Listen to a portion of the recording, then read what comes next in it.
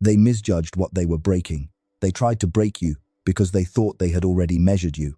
That was their first mistake. They thought they knew which silence would make you panic, which betrayal would make you beg, which insult would make you explain, which absence would make you crawl back, and which wound would make you question your own worth. They thought the version of you they had studied was the only version that existed. They thought your patience was weakness. They thought your loyalty was dependence. They thought your kindness was permission. And for a moment, they may have been right. Maybe you did break. Maybe you did lose sleep while they slept perfectly. Maybe you did replay the conversation until every word became a weapon. Maybe you did wonder what you missed, what you should have seen, what you could have done differently. Maybe you looked at yourself instead of looking at what they revealed. That is the oldest trick of betrayal. It makes the wounded man interrogate himself while the guilty man revises the story. But Machiavelli would have warned you about this. People do not only control others with force, they control them with perception. They make a man doubt what he saw. They make him question what he remembers. They make him feel unreasonable for naming the wound correctly. A man who cannot trust his own judgment does not need chains. He will walk himself back to the same place that hurt him, hoping the person who cut him will explain why the blood is his fault. That is where they expected you to stay. They expected you to remain emotionally available. Angry maybe, hurt certainly, but still available. They expected the message, the explanation, the long paragraph, the need to make them understand. They expected you to hand them one more map of your inner world so they could study the damage and decide which part still reacted. But something in you changed, not loudly, not with a speech, not with a public performance of strength. Something inside you simply stopped offering evidence to people who had already chosen the verdict. You stopped trying to prove you were loyal to people who used your loyalty as leverage. You stopped explaining your pain to people who needed your confusion to protect their image. You stopped asking them to understand what they had benefited from misunderstanding. That was the moment they lost control, because the old version of you was easier to manage. He explained too much. He forgave too quickly. He thought being fair meant giving unlimited chances to people who were not fair with him. He thought peace meant keeping the room calm, even if his own mind was burning. He thought silence from others meant there was still something to fix. He thought if he could just find the right words, cruelty would become honest. That man had to die. Not because he was worthless. He was not. He was loyal. He was patient. He cared deeply. But he gave sacred access to people who treated access like a weapon. He handed private information to public hearts. He allowed temporary people to occupy permanent rooms in his mind. And when they finally betrayed him, it did not only hurt because they left, it hurt because they had been inside. This is what they never understood. They did not break your strongest part. They broke the part that made breaking you possible. They broke the part that still believed closeness meant loyalty. They broke the part that still confused apologies with accountability. They broke the part that still needed to be understood by people committed to misunderstanding him. They broke the part that kept opening the door because the past once sounded familiar on the other side, and now they fear what replaced him. They fear the man who does not rush to answer. They fear the man who no longer confuses emotional urgency with moral responsibility. They fear the man who can let a false story exist without running back to correct it. They fear the man who watches, measures, and remembers. They fear the man who learned that not every knock deserves a door. This is not bitterness. Bitterness still keeps them alive inside you. Bitterness still rehearses their name. Bitterness still builds its identity around the injury.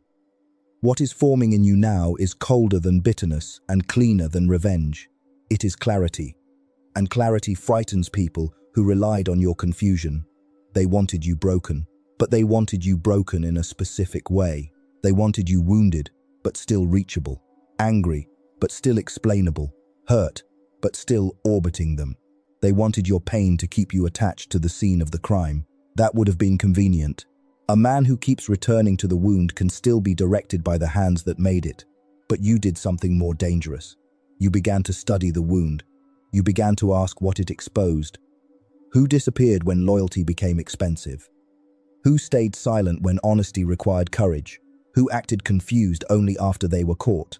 Who missed your usefulness more than they missed you? Who called your boundary cruelty because your availability had once made their life easier?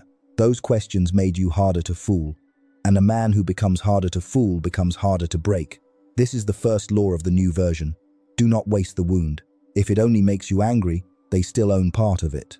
If it only makes you cold, they still shape the weather inside you. But if it teaches you perception, discipline, and control over access, then the wound becomes expensive training they accidentally paid for.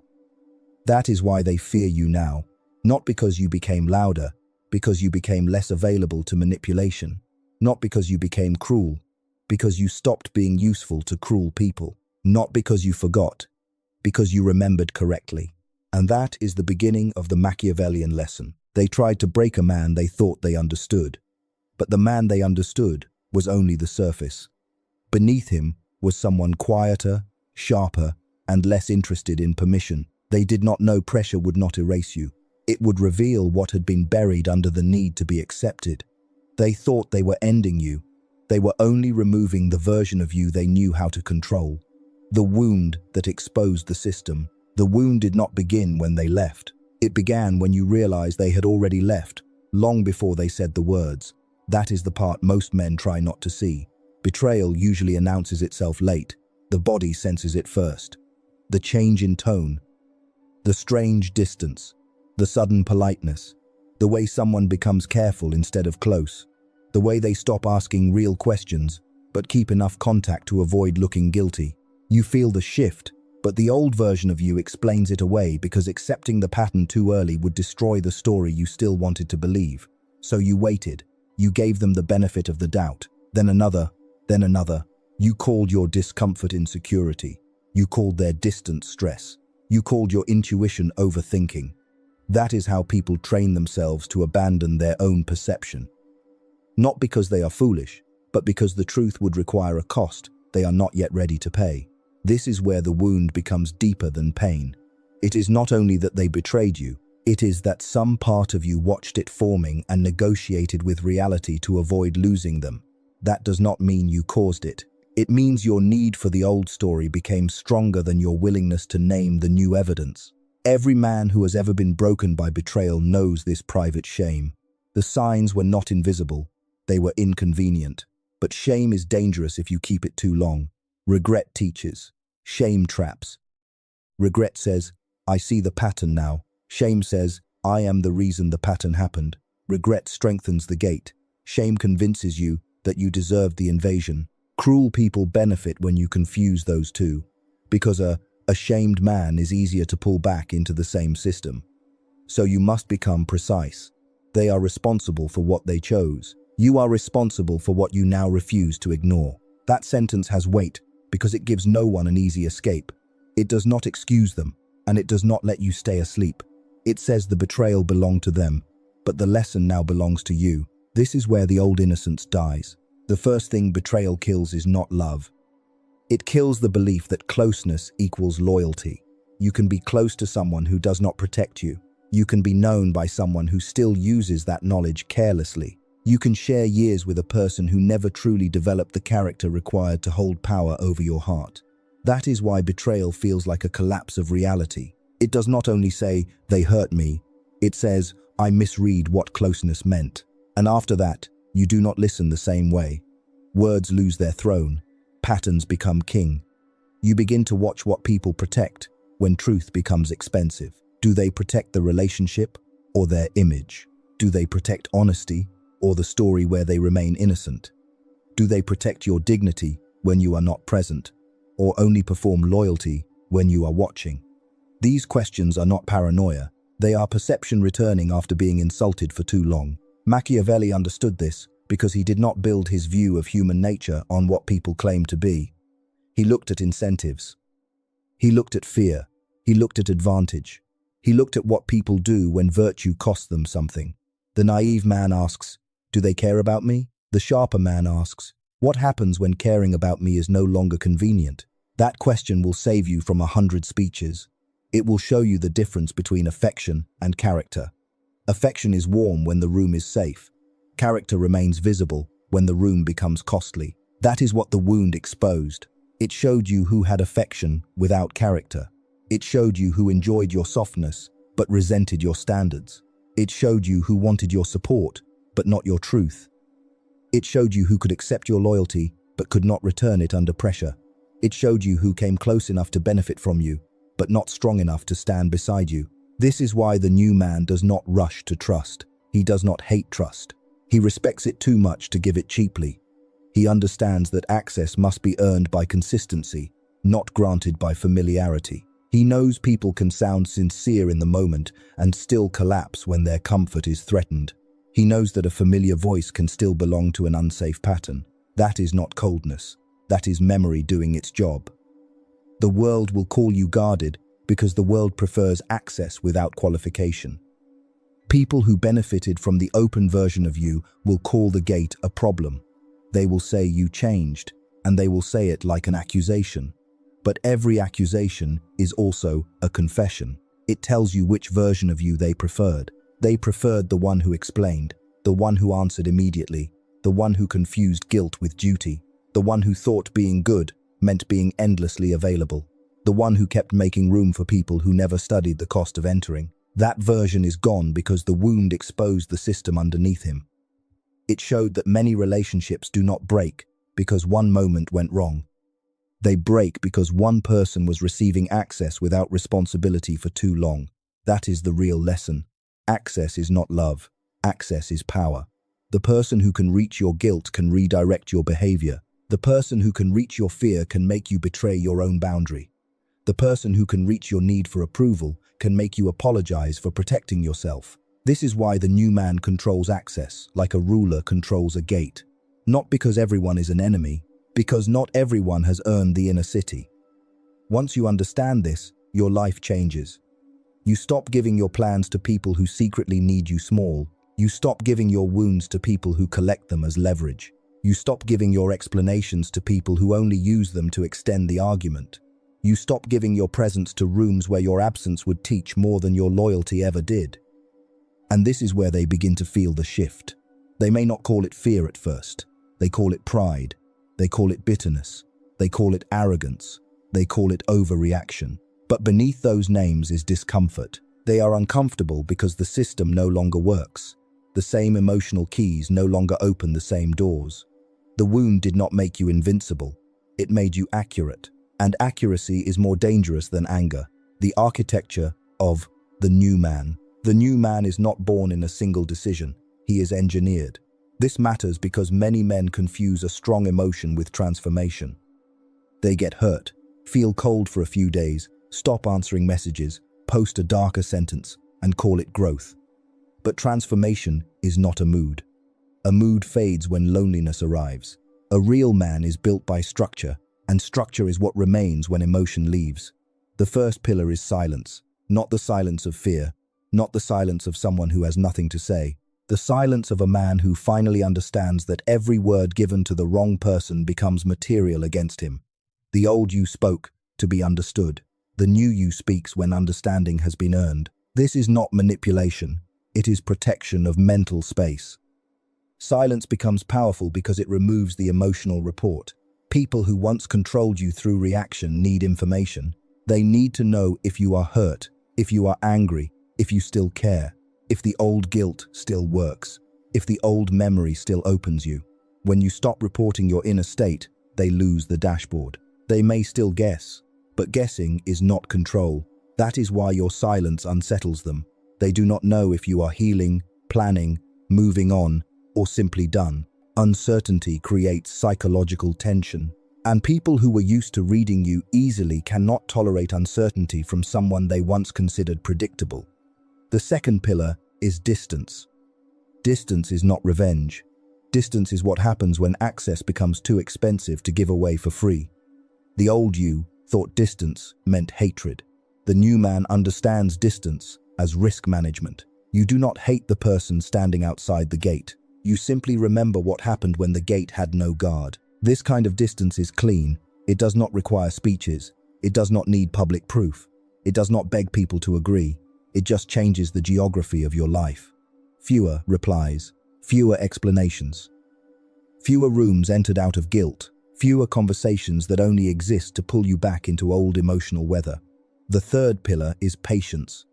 The old version wanted the truth to come out immediately. He wanted the apology, the confession, The moment when everyone finally saw what had happened. But the new man understands that a courtroom built inside your head can keep you imprisoned for years. Some people will never confess because their identity depends on the lie. Some people will never admit what they did because denial is cheaper than responsibility. So the new man lets time speak. Time exposes patterns better than arguments do. A man can lie in one conversation, he cannot hide a repeated nature forever. If you stop interrupting the process, people often reveal themselves with no help from you. Patience is not passivity. It is the refusal to waste power on outcomes that require another person's honesty. The fourth pillar is unpredictability. A man who is fully known by the wrong people is a man who can be managed. The old you was too easy to map. They knew what made you chase. They knew what made you defend yourself. They knew what made you feel guilty. They knew what kind of silence made you panic. They knew which memory could reopen the door. The new man burns the map. He does not give everyone the same version of himself. He does not explain every move. He does not reveal every weakness. He does not announce every plan before the plan has strength. Privacy is not dishonesty. Privacy is the discipline of not handing your future to people who have not earned a place in it. The fifth pillar is discipline. This is the pillar most men avoid because it is less dramatic than pain. Pain gives you intensity. Discipline gives you direction. Without discipline, the wound becomes a personality. With discipline, the wound becomes a training ground. The difference is visible in daily life. Do you protect your mornings? Do you control what enters your mind? Do you keep promises to yourself when no one is watching? Do you stop reopening doors just because loneliness knocked? That is where the new man becomes real. Not in the speech, not in the fantasy, not in the moment of anger. He becomes real in the private refusal to betray himself again. A man can lift weights and still be controlled by one message. A man can earn money and still be manipulated by guilt. A man can look successful and still return to disrespect because his inner laws are weak. This is why discipline must be emotional before it is physical. If your mood writes your rules, you are not free. If guilt can revise your boundary, you are not free. If loneliness can reopen the gate, you are not free. The new man wants freedom more than comfort. That is what separates him from the old version. The old version wanted relief. He wanted the pain to stop. He wanted things to return to normal. The new man no longer worships normal. Normal is where the damage became familiar. Normal is where disrespect learned your schedule. Normal is where you called self-abandonment peace. So he builds new laws. He does not answer every call. He does not attend every emotional emergency manufactured by people who waste their own lives and then demand his attention. He does not trade long-term power for short-term approval. He does not make his future a hostage to people who never built one of their own. This is where the Machiavellian edge appears. Power is not always domination. Sometimes power is refusing to be recruited into someone else's chaos. It is the ability to let a false accusation pass without turning your life into a defense case. It is the ability to protect your resources: time, attention, energy, money, trust, and silence. It is knowing that a man who cannot guard his own inner kingdom will eventually be ruled by whoever knocks loudest. This is why they fear the architecture. They do not fear your anger. Anger is familiar. Anger still proves they can move you. They fear your structure. Structure means you have rules they cannot rewrite. Structure means your access is no longer emotional charity. Structure means your silence is not a mood, but policy. Structure means the old version is not coming back just because someone misses the convenience of him. That is what they created by trying to break you. They created a man who no longer confuses being open with being available for harm. They created a man who knows the difference between compassion and surrender. They created a man who can care without collapsing. They created a man whose kindness now has a gate. And a kind man with a gate is more dangerous than a cruel man without one, because cruelty is predictable, but governed strength is not. The dark education of enemies. Your enemies were not the end of your story. They were a dark education. This does not mean you thank them. Do not soften the truth until it becomes decorative. They did damage.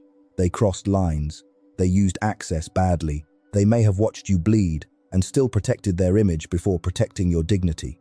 You do not need to pretend that was noble, but if all you do is hate them, You remain a student who refuses to read the lesson.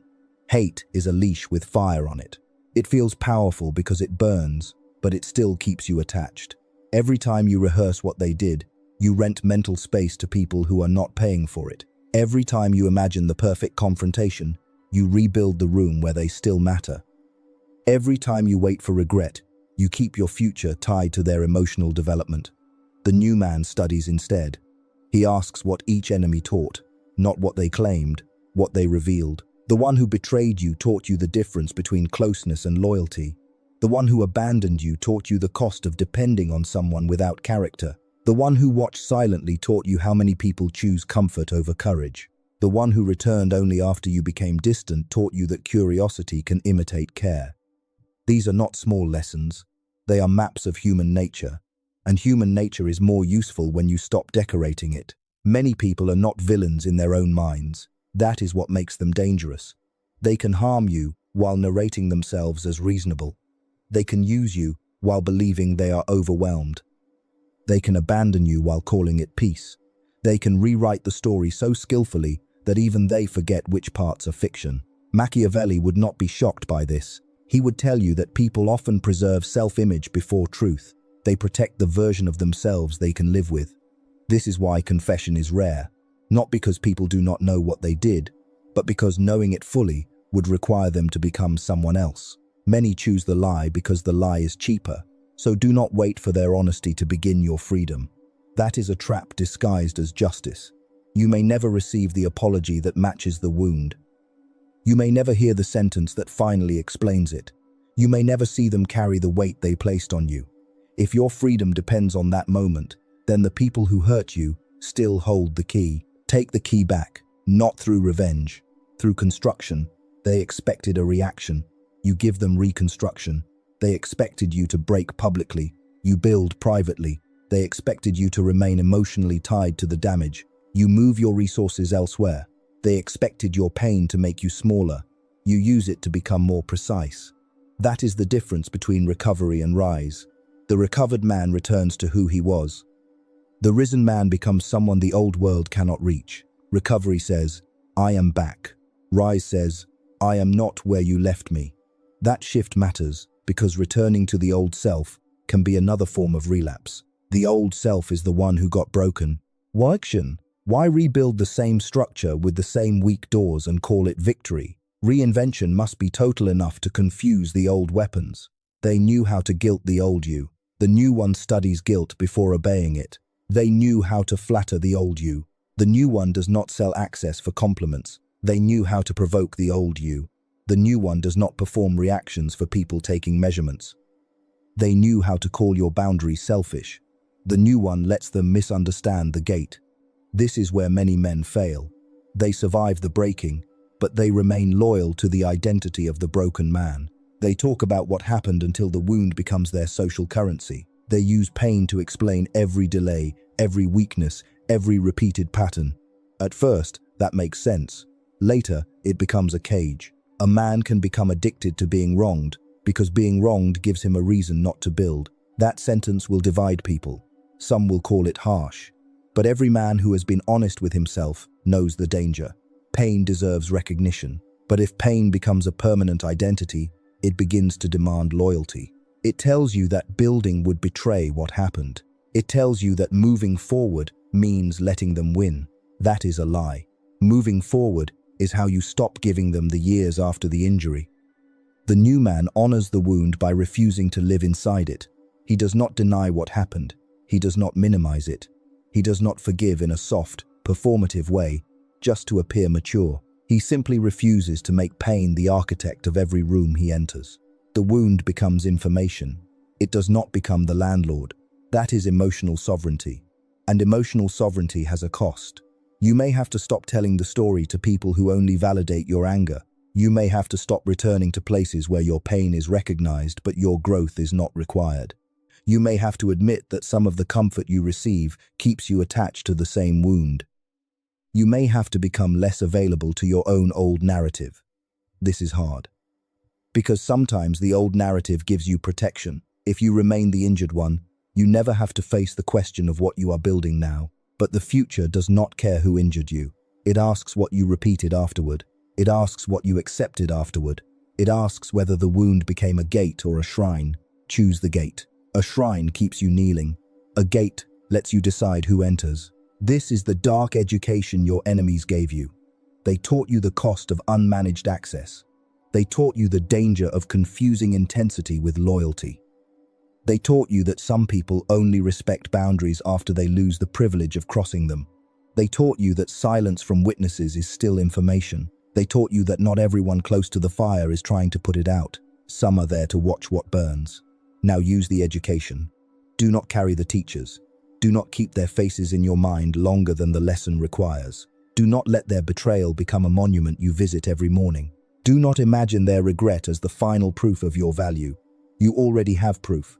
You survived the moment designed to shrink you, and you became harder to reach by the same hands. That is the real graduation. Not revenge. Not applause. Not their apology. A new life they have no map for. The reinvention they cannot reach. Survival is not the goal. Survival is the door. Most men stop there because survival feels impressive after devastation. They say, "I made it through," and they did. That matters. But if a man only survives, he may still rebuild his life around the same old weakness. Same rooms, same emotional habits, same type of people, same need for approval, same hunger to be chosen, same habit of calling a familiar wound home. That is not transformation. That is restoration of the structure that already collapsed. The man they fear is not the man who merely survives them. It is the man who becomes unreachable to the entire system that made their damage possible. He does not just block a person, he studies the pattern. He does not just leave a room, he changes what kind of room he enters. He does not just stop trusting one face, he changes the terms by which trust is earned. This is reinvention, not a rebrand, not a temporary glow, not a better outfit wrapped around the same old hunger. Reinvention is when the old weapons no longer fit the new man. It is when guilt hits the gate and finds no opening. It is when flattery arrives and finds no bite. What kind is when loneliness knocks and does not get to negotiate the standard. It is when the past speaks in a familiar voice and you still choose the future. That is the level they cannot reach, because the version they broke is the only version they knew how to defeat. Build a new one, and their intelligence becomes outdated. This is why you must change more than your mood. You must change your inputs, what you watch, what you read, who you answer, who you allow to influence your self-image, what you call normal, what you call love, what you call loyalty, what you call strength. Your environment either reinforces the old version or demands the new one. A man cannot become different while feeding the same mental atmosphere that trained him to stay the same. So you become strict about attention. Not because you are fragile, because attention is the raw material of identity. Whatever repeatedly enters your mind eventually argues for space in your character. If you keep feeding yourself drama, comparison, nostalgia, and the emotional weather of people who do not build, you will remain easier to move than you think. The modern world is full of hands trying to borrow your focus and spend it on their emptiness. Do not let them. A man rebuilding himself must become almost rude with his attention. He must learn to ignore what does not deserve a response. He must stop rewarding provocation with presence. He must stop consuming noise and wondering why his mind feels occupied. He must protect the first hour of the day and the last hour before sleep, because those hours shape the private room where decisions are made. This is where discipline becomes spiritual in the practical sense. Not religious, not decorative. Spiritual, because it governs what kind of man you are becoming when no one is looking. Every promise you keep privately becomes evidence. Every promise you break privately becomes evidence too. You cannot lie to the inner witness. He sees the missed routine, the reopened door, the message sent out of weakness, the standard abandoned for temporary comfort. He also sees the victories no one applauds, the message not sent, the old room not entered, the money not wasted, the morning kept, the body trained, the silence protected, the apology accepted without reopening access, the memory felt without obeying it. That is how the new man becomes real. Not by declaring, "I have changed," but by making the old return impossible through repeated evidence. And yes, this makes some people uncomfortable. When you reinvent yourself, the old world loses its role. People who knew how to relate to your weakness may not know how to relate to your standards. People who felt important because you needed them may feel insulted when you no longer organize yourself around their approval. People who called you loyal may call you cold, once your loyalty includes loyalty to yourself. Let that happen. Their discomfort is not proof you are wrong. Sometimes it is proof the old arrangement has ended. This is where the strongest temptation appears. You may want to show them. You may want them to see the change, regret the loss, recognize the cost, and understand that they miscalculated. That desire is human. But if your reinvention needs their eyes, then part of it still belongs to them. The new man must build beyond witnesses. He must become strong in rooms where no one claps. He must become disciplined in seasons where no one knows the cost. He must become calm without needing the people who disturbed his peace to observe the result. That is the difference between performance and power. Performance needs an audience. Power compounds in absence. This is why the comeback must be quiet. Do not announce the comeback. Do not warn the people you are about to outgrow. Do not give speeches to rooms you are leaving. Do not provide updates to people who lost the right to receive them. Let the distance grow before they understand it. Let the results form before they can name them. Let your absence become so consistent that the old world has to build new explanations without you. And they will. They will say you changed for the worse. They will call peace arrogance. They will call boundaries ego. They will call your silence punishment. They will say, you think you are better.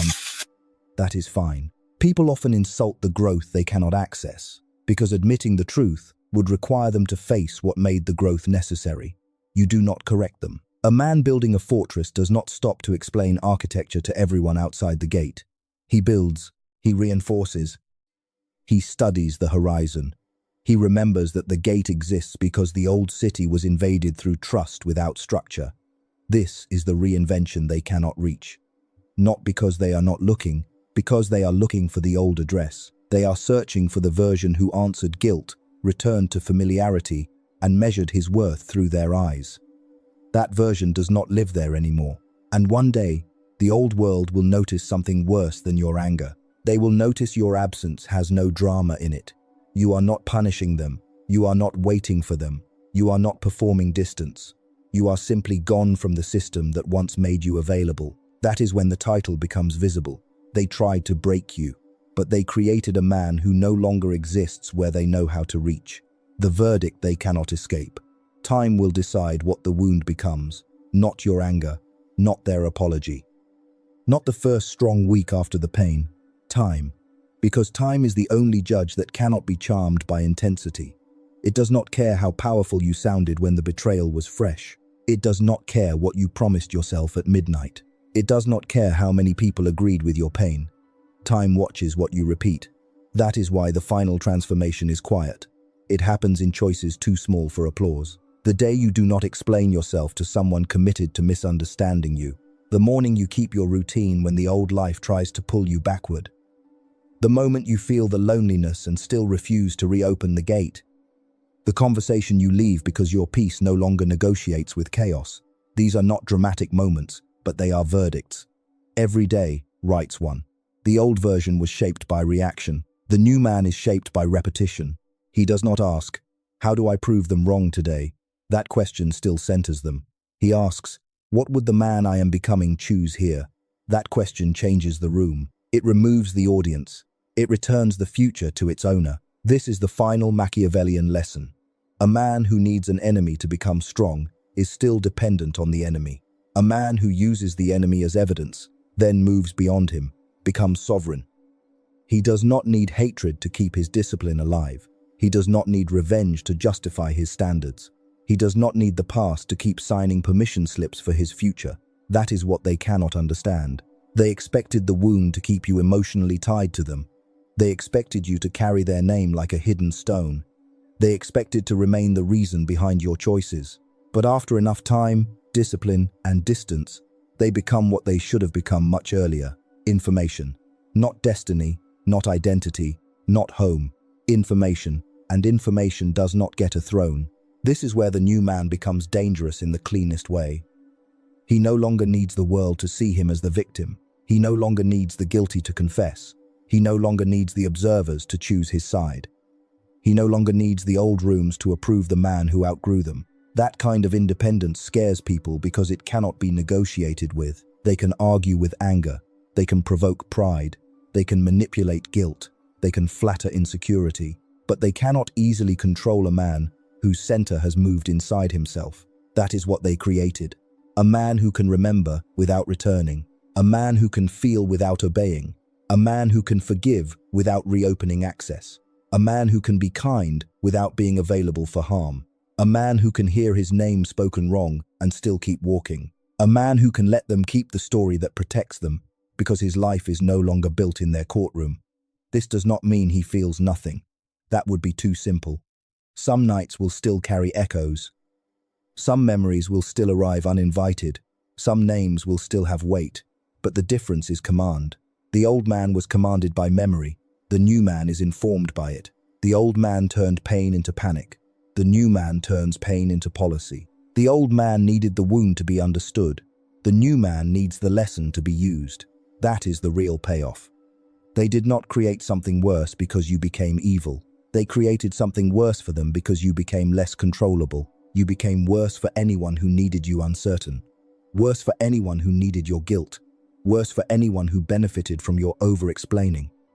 Worse for anyone who loved your softness but hated your standards. Worse for anyone who called your old self good only because he was easier to use. But for you, they created something better. A man with a gate, a man with laws, a man with silence that no longer begs to be decoded, a man with distance that no longer asks to be approved, a man with discipline that no longer depends on mood, a man with a future that no longer takes instructions from the wound.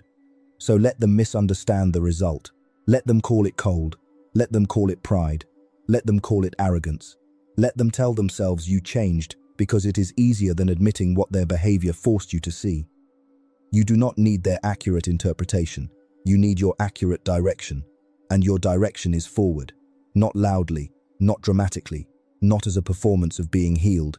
Forward in the way a man moves when the old approval no longer feeds him and the old insult no longer starves him.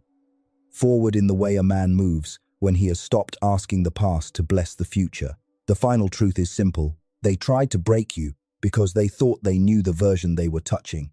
They did not know that version was not the end of you. They did not know his collapse would become your clarity. They did not know the pain would teach you access, silence, distance, discipline, and reinvention. They did not know the wound would stop being a wound and become a border. Now they know, because the man standing after all of it does not argue like before. He does not chase like before. He does not open like before. He does not explain like before. He does not need the same things. He does not fear the same losses. He does not mistake the same voices for safety. That is what they fear, not your revenge, your replacement. The old you is gone, and he took their control with him. And if this story helped you see betrayal differently, don't just leave with the lesson. Subscribe to Money Logic, because every week we break down the money decisions that look normal on the surface, but quietly shape your wealth for years. Like the video if you want more real betrayal math, and subscribe now so you don't miss the next breakdown. Disclaimer: this content is for entertainment and educational, informational purposes only and is not financial, medical, legal, or psychological advice.